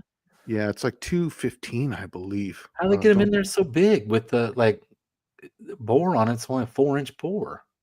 No, is it canted? Does it got some kind of cant to the valves? Here, give me 1 second. I don't remember off the top of my head. I actually practiced this, and the valve size was the one thing that I couldn't remember here. It is, I don't know. I got to find it. I know the people at work are screaming and laughing at me because they're like, oh, it's the valve size. It's the one thing everybody else knows. It's one thing I don't know. Well, that used to be the way to identify the heads. Yeah, like, right. What head you got? Oh, I got 202s. Oh, really? You got 76 cc chamber 202s, or do you got like a 64 cc chamber 202? That's a big deal. Yeah, I was actually just reading, so I don't know. I think it's I want to say 215. I think, I don't know. I had it sitting here right on my desktop here, and I actually hit it and I lost it. Oh wait, I think I found it here. Valve installed height. Where is my? Oh yeah, it is. Okay, so the intake is 2.15 and the exhaust is 160 on that. So, but if you look, can you see that right there? The chamber is polished. Oh yeah, this is basically how they come. This is actually one that we ran, and we were running. We were testing. When you run the air through here, can you see this? The blue inside there. That was basically how we're testing for quality of air as it goes through. Well, so here's the comments about it so far. Okay, sure. What you got? Miss Tetchy said the exhaust is too good. It actually flows really good. Bought a set, unreal. Andy says work of art. Dust Double Garage says W2 exhaust ports. Yes. Yep, absolutely. W2 exhaust ports. So there's nothing crazy about it. And it is higher than factory. So that's one thing you're going to have to know. I believe it's 600 thousandths. You can see where if you know Mopars. Raised port. Yes. Very raised port. If you know Mopars, you can see where that port is right there. That bolt is. And normally that bolt is right here. So that tells you how much farther it is raised up. Now, I'm pretty intimate with these. Now, when I worked at my other company before, we got a set of these, I think in 15 or 16. And we milled these. This is a flat right here. We milled these off, and then we put a plate down on here and then bolted it down. So we had a shaft mount rocker system. So, but these will actually bolt up, and then the offset of this is basically a big block Mopar. So you can run a 150 offset. And there are people who are running up to 800 offset and running a much bigger port. The port on this thing that they were having literally goes to this bolt hole here. So each port was massive, and they were getting some crazy numbers out of this. I believe the way that these are sent, I think it's 350 is the max flow, but it's the quality of air because I think it's over 300 CFM at like 350 lift. So it's got a high velocity. So It's you're looking better. at, yeah, Andy's asking 360 CFM. Yeah, I think it's, I want to say 350 to 360. I remember I tested these in the 16 and it flowed 370, but we changed the port a little bit to give it wasn't this, it made a higher flow number, but because at the lower numbers, the velocity was lower. So this actually has a lower peak number, but it's got better velocity at the lower numbers. Muscle Car Solutions says it's Mopar heads, so they're about $18,000 for a pair. Right.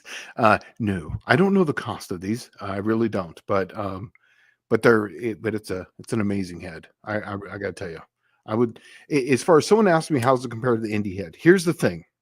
I have Indy heads on my car.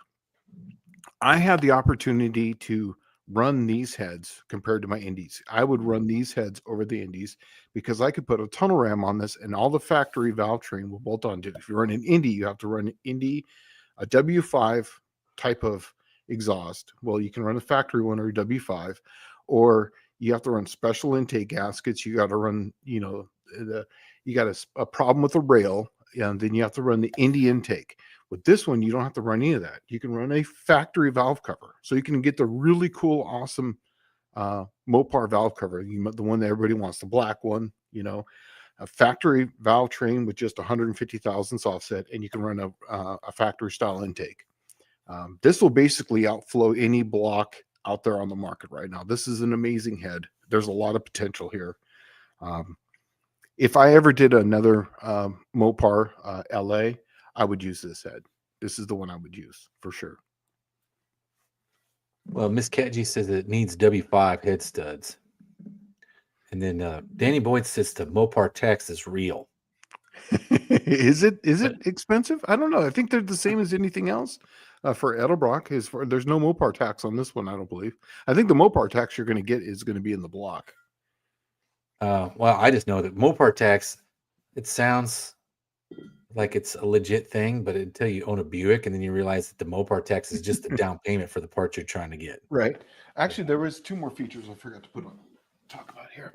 On the ends, you can screw in for water flow on the ends, and then you actually have a water port here too. So I noticed that the water port at the front of the intake manifold is just a small, is it a threaded circle where you can put a plug in it? Yeah, you can put a plug right there and then run it out the front. Or you can just run the water through this, and then so that way if you have a filled block, so you have a right, that's what I was saying. Look at your on the intake side, that hole. Is it threaded? No, that's for your intake port because the factory intake port goes there, but you can also plug that off. That's what I was wondering. I didn't know if it was round and threaded, so you could put a pipe plug in there. Oh, you could if you want to. Yeah. I see what you're saying. Yeah, you can plug that off, and then you can run the water in the front and the back for like a solid block, or one that's got very little. So you can run in a pump outside. You don't have to run the pump on the front. So there's a whole bunch of cylinder heads and whatnot. In fact, I'm getting a set of the DLC lifters, the hydraulics, and we're going to be putting them in my Plan Z engine. And I have a couple ways I'm going to do it. I don't know. I think I might go through the regular braking procedure, but I was actually telling Dallas this morning that I want to get a set of DLC lifters. I'm going to put the engine together. I literally want to start it up, do no braking, and just go drive the car. Just to prove how good they are. Just that would be awesome. Prove it. Yeah. Everybody would be like, no, you didn't spend all that money. And then it didn't. Everyone's losing their minds. Yeah. Yeah. In fact, I might even do it with the green car because I'm going to put some hydraulic ones in that one. I'm going to put solid ones in this one over here. And so I'm probably going to do, I don't know. We'll see. But I'm definitely going to do some on my channel for it because I think the DLC lifters, these heads, we got some really cool heads.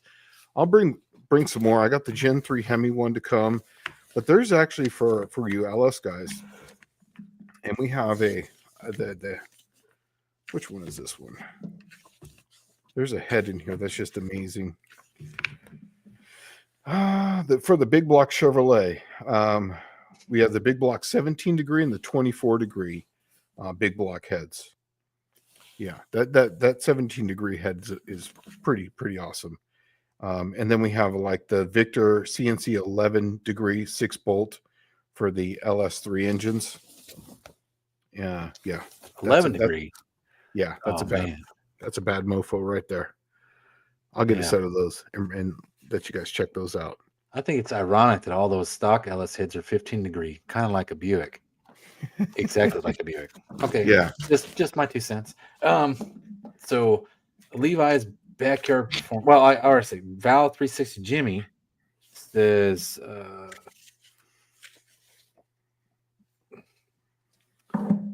what does it say here? Too many specialized parts when using indies. These AFRs, because one of the guys was talking about AFRs right before he started talking about your Victor head.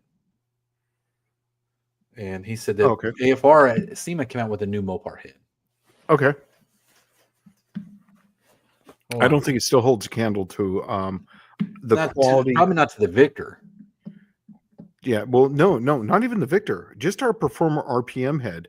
I'm going to make an engine with our Performer RPM head because the Victor has got great numbers up on top, but the RPM head has so much low end numbers, like it's over 300 CFM at like 250 lift. So it's an amazing, and that's high velocity. So you're going to make so much power on the street with that. It's going to be hard to beat. And if you had any type of power adder that's like a supercharger or even a turbo, dude, there's going to be no stopping. I don't think anyone's really going to need the Victor for most applications, but that Victor is going to be for a very specific person. I think the Performer RPM is going to be the hot ticket. That's just my 2 cents. I'm going to build the engine. I'll make 1,400 horsepower easily with the Performer RPM. Dylan Levi saying, "Will the Edelbrock Group sponsor me with 2 carbs? I'm going to miss my EFI." If I was you, you probably have a better shot at just doing 1 carb. Get 1 carb and you're running an LS motor. It's like everybody, including the Yugoslavians, are making intake manifold for LS. Speaking of which, Levi, we came up with a new carb that you might actually like for that. It's the VRS. We have can you guys see that? The E85 VRS? Yeah, 850 E85 carb and a 950 CFM. And the 950 CFM. So yeah, either one of those things would definitely make a 333. Even if you went to 8,500 RPM on a 350 cubic inch, you wouldn't need anything over 950 or even 850 for that matter.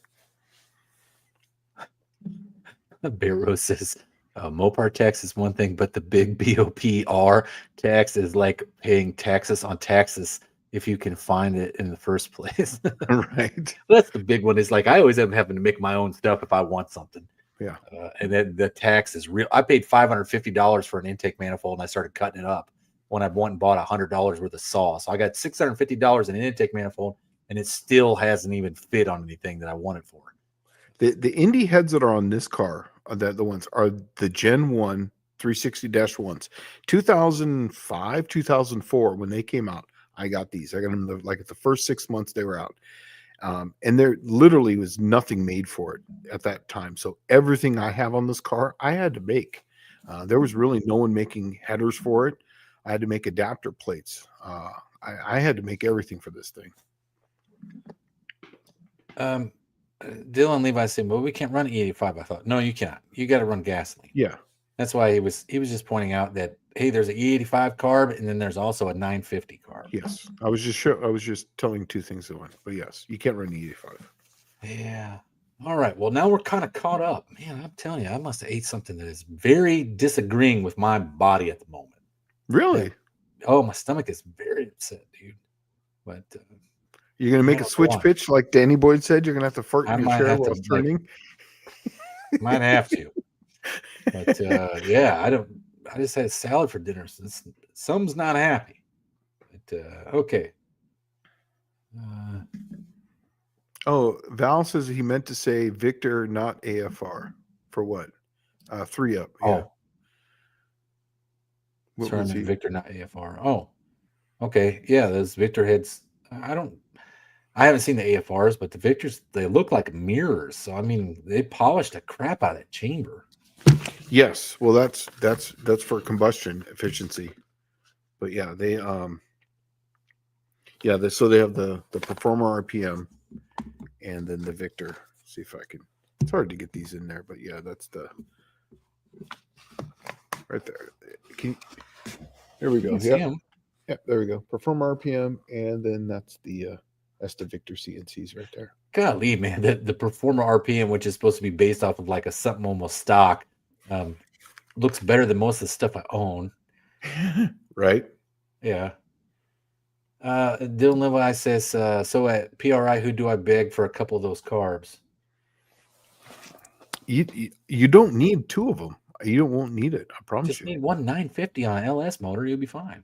You won't even need that. Honestly, I think an 850 or 750 would be fine. Because you're going to look for something from 5 to, my engine in my car, I spend to 75, 80, 8,000. And it's got a 1050 on it, and I would run a 950 all day long or an 850. Honestly, I think well, yours is 420 something cubes, right? 422. Yeah, exactly. And the 950 was fine. And the 1050, the only reason I went to that is because I just wanted to get a better velocity of it for the nitrous. But my car went a 628 with a 950 carb on it with no tuning. Basically, I took it out of the box, put it on there, went 628, and then it went 625 with the Dominator. Well, the Edelnator. Bear Rose Garage says nothing says hot rod more than multiple carbs. One day I'll find that Edelbrock True 6-pack, 6 deuces. My dream setup for an old school rat rod. Dude, I got one of those in 1995 in San Diego off of a 406 for an FE, right? Rare as rocking horse shit. So you can't find them suckers anymore. But yeah, back then I bought one for $600. And I thought that was a ridiculous price because at that time was $99 intake manifolds, So Michael Schmidt says, Math Tech, are there generic formulas everyone uses for off the top of their head to determine horsepower and torque using CFM and compression?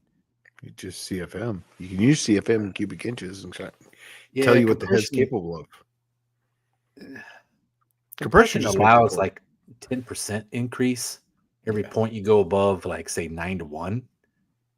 But the rule of thumb is like you look at the CFM number of the cylinder head flow rating, and you virtually double it, and then that'll tell you it'll pretty much make that amount of horsepower without breaking a sweat.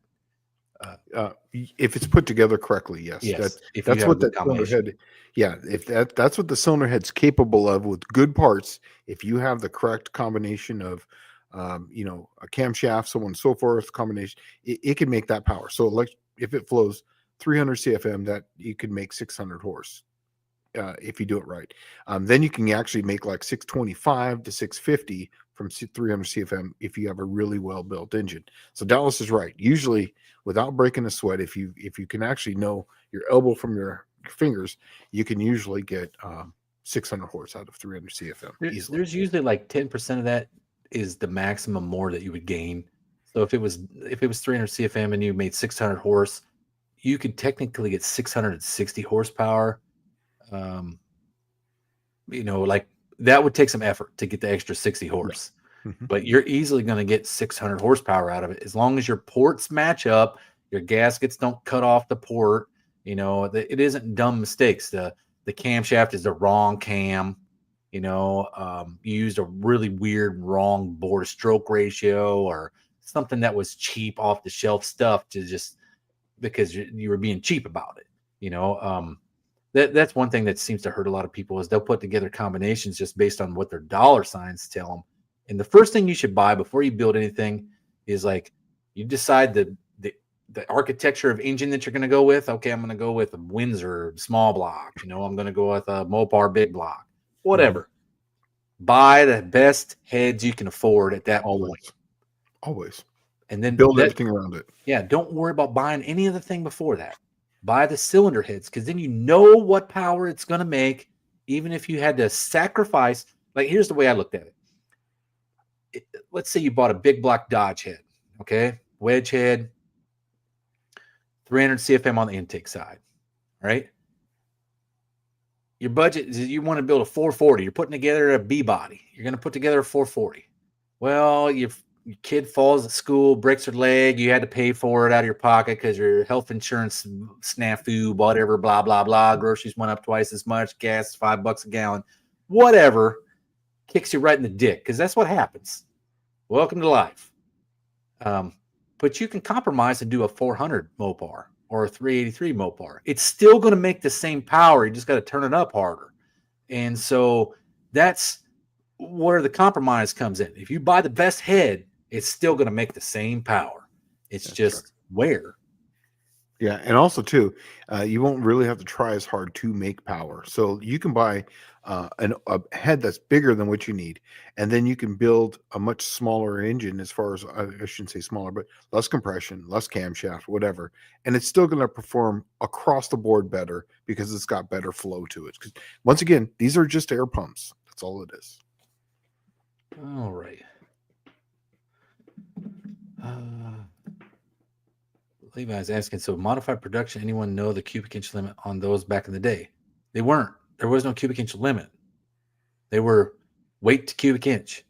So what they would do is they'd build, that's why you see a small block, like they were having, the big one for Chevrolet small block was like 292. There was also a 286 combination. They're less than 300 cubes, but the cars would weigh less than 3,000 pounds, considerably less than 3,000 pounds. Mm-hmm. But that was the idea. Super lightweight car, small cubic inch, making lots of horsepower. That 292 combo was probably good for 550, 600 horse. And the preferred head that they used was the Turbo Fire, was what was the early one, Shane? The Swirl Port? Yeah. I think that's fast burn. Was it a fast burn? Or? No, that was the later ones. This is the early ones. They were like a regular small block Chevrolet. It was like a smog head that you wouldn't even think nothing of. But that was the head everybody preferred. All right. Clayton's Toolbox is asking, on a drag race engine, are annular boosters better than down leg? Annular boosters, absolutely, because you only care about the upper RPM. Down leg boosters are really for, like, if you have a big camshaft and you're driving on the street, that just puts the booster in the highest velocity. You know where I think that one shines at? What's that? That down leg booster shines at road racing, because what it is Yes, it's throttle response. It's coming off the corner. Mm-hmm. Yeah, right? Exactly. But in a drag race engine, I'd want annular boosters. And that was the reason why I went from the 950 a quick field I had to the Dominator.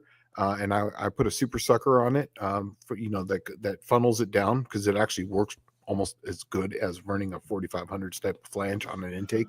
And I run the annular boosters, and that just basically atomizes. Now, I didn't pick up any I didn't pick up any time with it.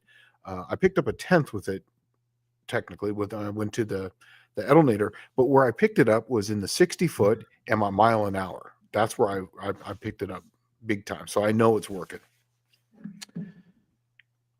All right. So Dylan Levi's saying, also, what's the deal with those Super Sucker carb spacers? Oh, they do work. They work awesome. In fact, I was just mentioning that I have a Super Sucker on my car. It's a 4500 to a 4150. And it's basically a 4-hole to a 1-hole open. It works amazing. In fact, what's that guy's name? The guy who just did the camshaft challenge, Eric Weingartner was his name. Oh, Weingartner, yeah. Yeah, Weingartner.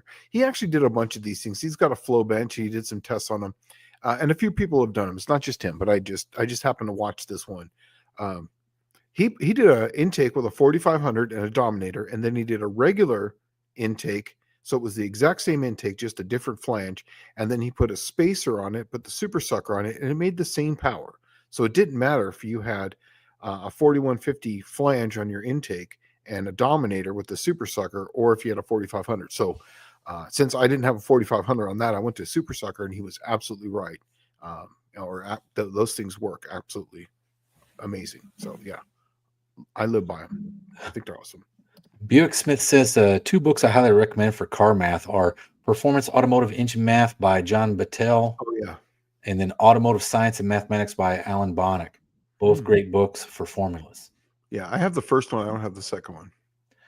Danny Boyd says, hey, you just swapped on a set of GT40P heads with decent springs on my Fox 5.0, added more seat of the pants power and an angrier exhaust note. Nice. I tell you what, when the stock, what it was called, factory stock class with the 5.0, or like when it was NMRA way back in the day by itself, they had a class that was called factory stock.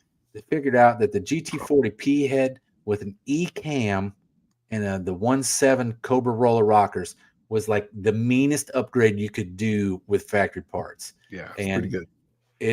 I'm telling you, when I put that combo together and I used, I went the opposite of everybody else. Everybody was putting forged pistons in them, like TRW forged piston. And the only pistons that I wanted to use was the new ones out of the Explorer with the thin rings. And they were hypertectic pistons, right? But they had the thin rings and they had the coated skirts and the full floating wrist pins. It was like the nice stuff, right? Dude, I went to Anderson Ford Motorsports in Illinois, and when I got there, they're like, oh, we've seen 100 of these combinations. They do 340 at the wheels, no problem. It threw down 400 horse at the wheel, right? And with that combo. Makes a difference. And it just had the intake manifold was a Cobra with a 70 millimeter throttle body. It was like a factory Cobra intake manifold, GT40P head, 1.7 Cobra rockers. But I had a billet E303 cam made. Same specs, exact same profile, nothing changed under the curve, nothing, except for it was billet. And the flex of the cam and the consistency of the lobes made all the difference in the world. Yeah, I've done this actually on the dyno. Guy actually did the P heads, one of the letter cams. I think it was the B or the E. I can't remember what it was. The rocker arms, the headers, and it was literally good for 100 horsepower at the tires. Yep. I think more compression pieces have smaller chambers. I'm pretty sure they do. Yeah, they go to 55 or 56 cc. Yeah, I think it was like almost a point, isn't it? It's half a point, I think. Half a point. Yeah. Yeah, it goes from like 9 to 1 to 9.5 to 1. But they have a smaller chamber because it's technically a fast burn chamber. If you haven't realized it, the Vortec head was a fast burn chamber. The Magnum head is a fast burn chamber, and the P head is a fast burn chamber. The only real reason for those heads was emissions. That's right. Right? It just so happened to make 20, 30 more horse than the regular head. And it's like, that's the way it worked out. It was the fast burn heart-shaped chambers what made all the difference on those things.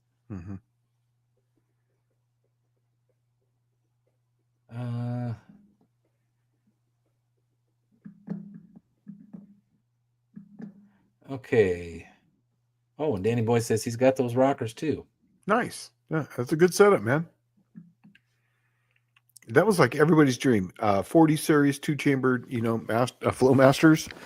You could totally tell the sound coming down the street. You knew that Mustang sound. You could hear them come from a mile away. They sound the same. Every single one of them. 5-liter Mustang. It didn't matter if it had a carburetor on it or a freaking fuel injected. Didn't make a difference. No, but they sounded good. Man, I remember San Diego used to have a freaking San Diego was the home of JBA, which was the Ford speed shop. And they're big. And like the JBA headers that you buy today, those are owned by some Chinesian company. Like, let's call them Speed Blaster or whatever, right? But JBA, J. Biddle Associates, was the first real Fox body hot rod shop on the West Coast. They used to have a license plate frame that said, "Have you chased a Ford lately?" And at the time, the sales pitch for the Ford was, "Have you driven a Ford lately?" And that was like the ticket. If you had a 5-liter, you had one of them freaking license plate frames on it. And everybody knew you meant business. And you know what's funny? Remember the JBA used to be? That was if you went right out their building and right down that road right there, that would go parallel to the 52. Yeah, that was the Street Race Central. Exactly. That was Street Race Central. So we used to hang out the JBA shop right there and then go straight over to the races right there at the end of the street. That was like Mir Mesa or Miramar Road.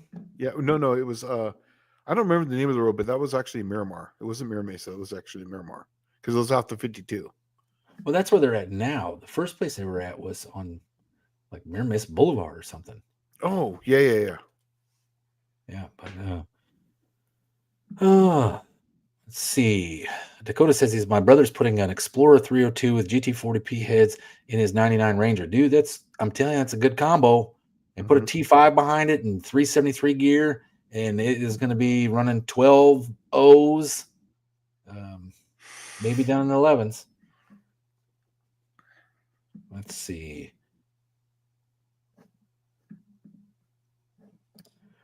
Oh, well, hey, he said 2077 says, hey, guys, first time I've seen an old school hot rod stream on YouTube. Thanks. Nice. We're just here to answer your tech questions just because I would say we're probably the longest, I don't know, constantly running tech talk show on YouTube, maybe 2 years, 2.5 years now, almost 3. Well, that we've been doing it, but I mean, technically it's been going on for 4 or 5. Yeah, I don't know, something like that. Yeah, we've been doing it for a long time. Let's see. Clayton's Toolbox says, are cherry bomb glass pack mufflers more restrictive than a chambered performance muffler by a shitload? No. If you can see through it, non-restrictive. Oh, okay. Yes, they are. They do flow all right. I do. I think they sound like used shit. To be the before the chambered muffler, before the Flowmaster. That was the ticket. Was hair cherry bombs. But right? I can tell you that I've done this test. If you take a chambered muffler, it actually will make less power than any type of muffler that you can see through.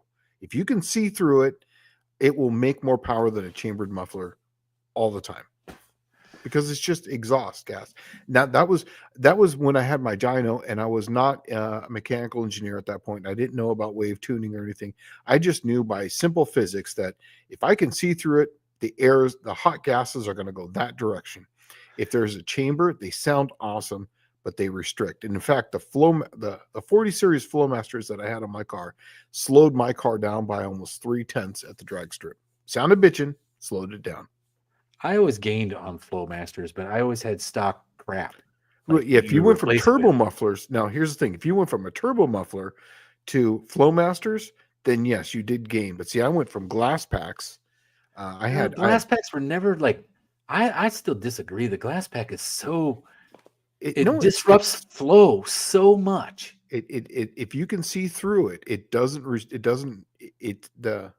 remember, you're gonna have a boundary layer. So the boundary layer is where those riffles are, and it's not gonna restrict anything. If it's the same diameter, if you can see through it, that's where the hot gas is going to go through the center. On a chambered muffler, all the airflow is going to be disrupted. There's nothing going to be constantly moving. It's going to be changing direction. Anytime you change direction on anything, it takes work. And then now you can wave tune on it, but it's got to go through a chamber. The only way that the Flowmaster, you got to understand how that one's actually working. There's nothing there really restricting the flow. All it's doing is move. Generally, most mufflers come in one area and they go out another area, right? So it's got to change the direction of flow through there somewhat to go through there. The way the Flowmaster does it is not through packing and corrugated tubes and stuff like that. They do it through essentially what's considered resonant frequency tuning. Okay, so they take the volume of the muffler, that's why they're welded and they're like generally the same shape. Almost all of them are kind of the same shape. But what they do is they put chambers in each one. Okay, and then each individual, the whole shape is the cubic inch, like essentially for a certain frequency. Okay, it's the space for a certain frequency. The frequency is where you're ideally going down the road at, like, say 65 miles an hour. Okay, so it'd be like 2,000 to say 2,500 RPM. It's going to fall in there somewhere. That's where that shape is the most efficient. That's why it's fairly quiet going down the road at 2,200 RPM. But when you're at a dig and you stand on it, it still sounds good because that muffler is actually not doing much because the shape of it is too small based on the frequency. The lower the frequency is, the bigger the wavelength. So the larger muffler that you have to have. That's the whole magic behind the Flowmaster. When they break it up into chambers, it changes the direction of flow, taking the energy out of it. Plus, it does that weird thing with the chamber frequency, right? Frequency modulation of it. I'm telling you, I'm going to be honest with you, Dallas. Anytime, even the single chamber delta flow, Oh, I know they kill flow. they kill flow. I'm not On going this to car, argue that at all. I just my don't think the glass pack. All right, so the glass pack muffler, I've seen those things blow out so much. well, yeah, right? the fiberglass is going to come out. You're right, but if I had a Flowmaster or my blue car has got glass packs on it. Do you know that this car's got glass packs on it? You just probably got a bullet style muffler. Yeah, it's got a bolt Race style glass pack. Yeah. Yeah, that's what it is. Because when I was racing at the track that I had to race, that I was racing at, you had to have mufflers on it, right, of some sort. When I would race at Fontana, I had to have some sort of muffler on it. So, all right. Well, we'll just agree to disagree on that one. I do not like the flow. I do not like the no glass pack muffler. It sounds like crap. No, you're right. They sound like crap. I agree. But if it's purely for power, Oh, it probably makes more power than a it will make Flowmaster. more power. Yeah. He said 2077 said this spring going to get my dad's 70 El Camino going and such. Nice. And then it says, may rest in peace. Yeah, that sucks to hear about your dad. Yeah, but that's cool that you got the Elko and you're going to get her rolling on the street again. So that'd be badass, cool. Dude. Yeah. Dakota's saying that he thinks his Flowmasters are hurting power on his 300 to 350 horsepower. 100%. Camaro. Yeah. Here's how I know. This blue dart used to be red, and this was my street racer. I actually had the cheapest. When you were at the parts store, they actually had cherry bombs literally in a tube right there at the checkout stand. Right. I bought 3-inch ones, and I put them on my car because that's all I could afford. And it had turn downs on it. It sounded like shit. And I had an H pipe on it. One of my Mustang buddies took his 2-chamber Flowmasters off, and he just gave them to me. He goes, man, you can have these things. I'm tired of these things. I was like, oh my God, this is the greatest thing in the world. I went and put them on down there at Poway Muffler. We put them on. The car sounded just amazing. I went down to the drag strip down there at Qualcomm when they're still racing the track down there, and it went literally 0.2 slower without the nitrous. And with the nitrous, didn't make any difference. But NA, 0.2 slower. Sounded bitching, 0.2 slower. In the 8th, whatever that. This sounded so good in the 90s, though, man. But in the 90s, that was like the muffler to have. It was absolutely yes. It was absolutely the muffler to have. And the mufflers that were on this car to begin with were Borlas, and man, did they sound crap because they had this big muffler and these Borla tips on it. I didn't like it at all.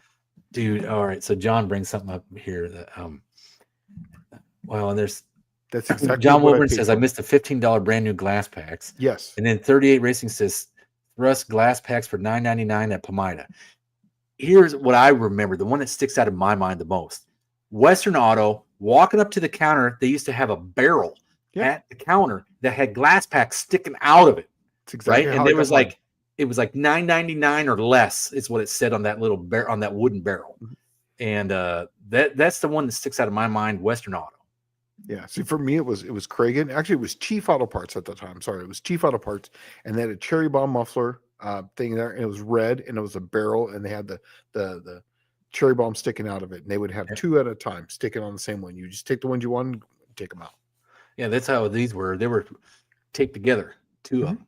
Yep. Right. Exactly. So you had that was the hard thing about muffler or cherry bomb, or not cherry bombs, glass packs.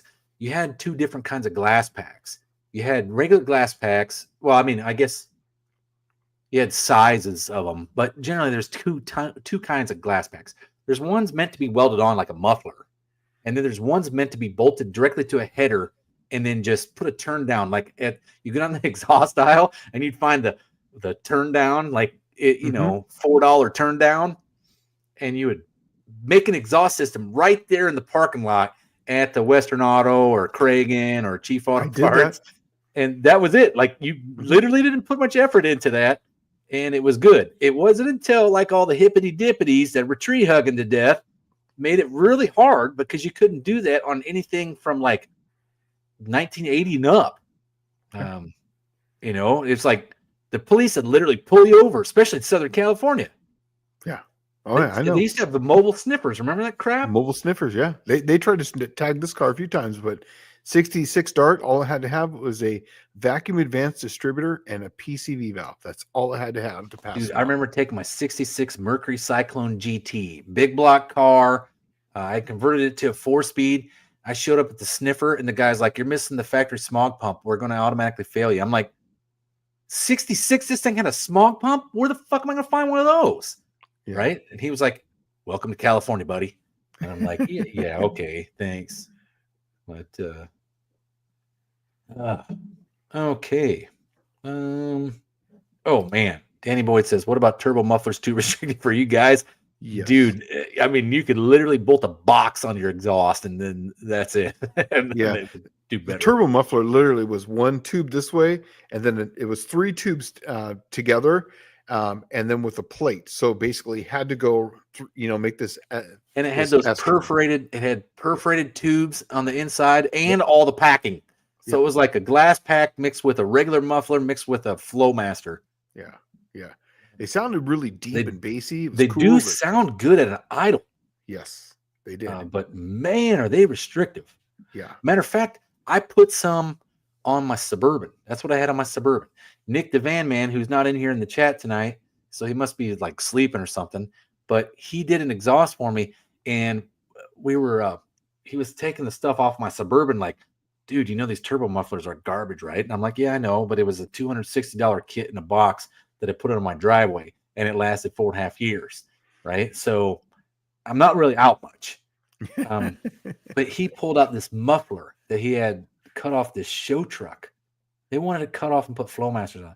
It was a stainless steel Borla 2 in, 2 out, 2.5 inch single muffler with an X pipe in the center of the muffler.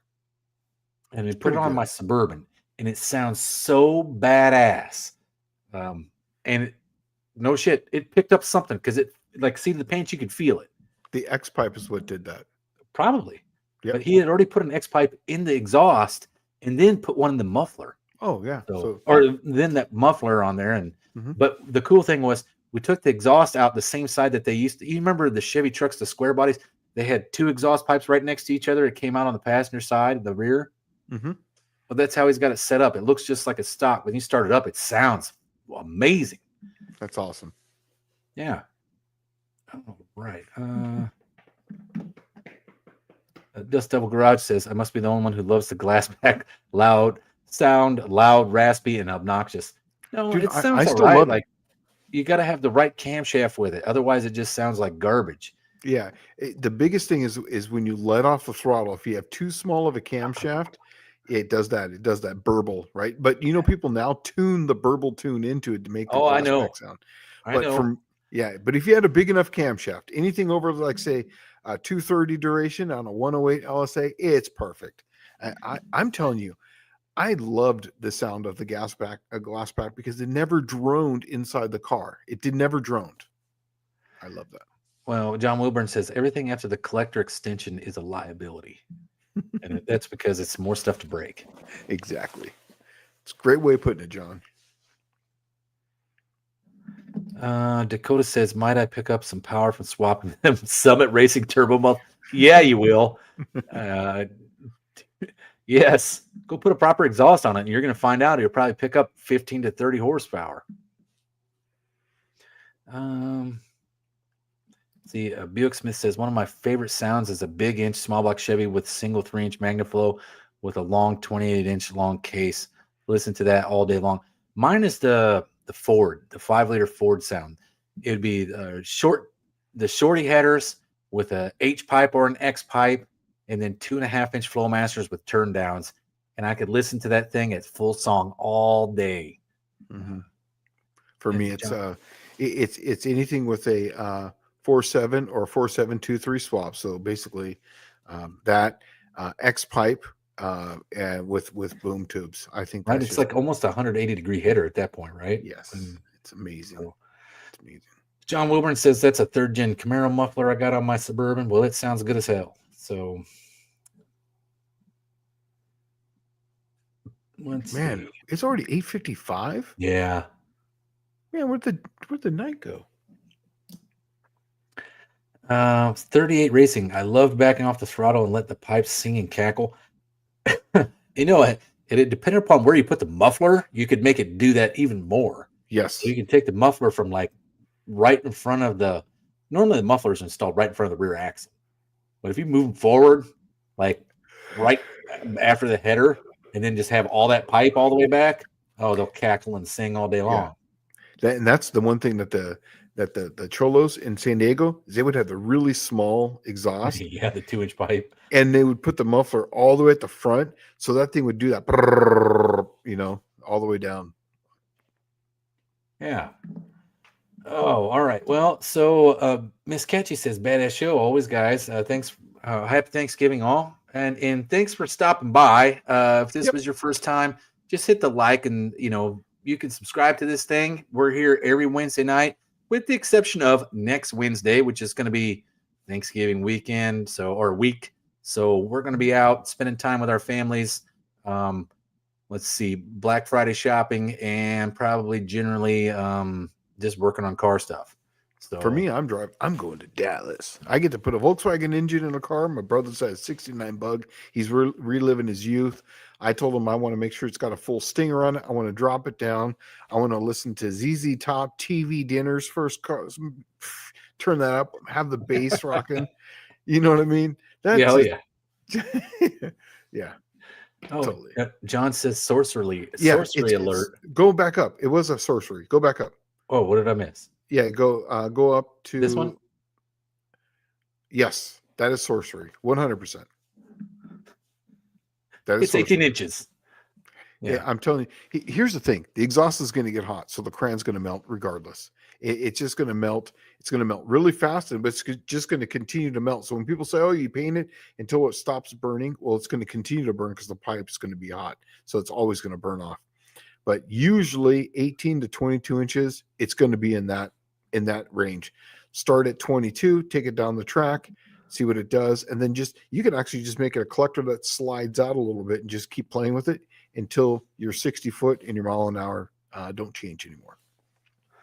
All right. Well, and don't forget Friday, John Wilburn. Yep. And also, Tuesday, go and Buff see and Kim, right? Yeah, Buff and Kim on Tuesday, and then Tony's Hot Rod Garage is right after John Wilburn's live on Friday. Yeah, and you know what? I see that you're wearing my Slant Daily shirt, and I'm going to be having a new shirt come out. Yeah, right there.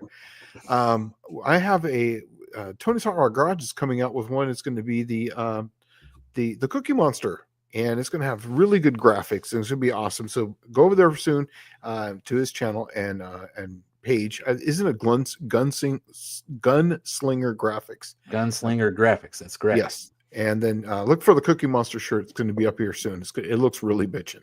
So, yeah. All right. Well, and I guess that's pretty much it for the evening. So we will catch you guys not next week, but the following week. Yeah. For another Wednesday night Tech Talk Live, and we'll be into December.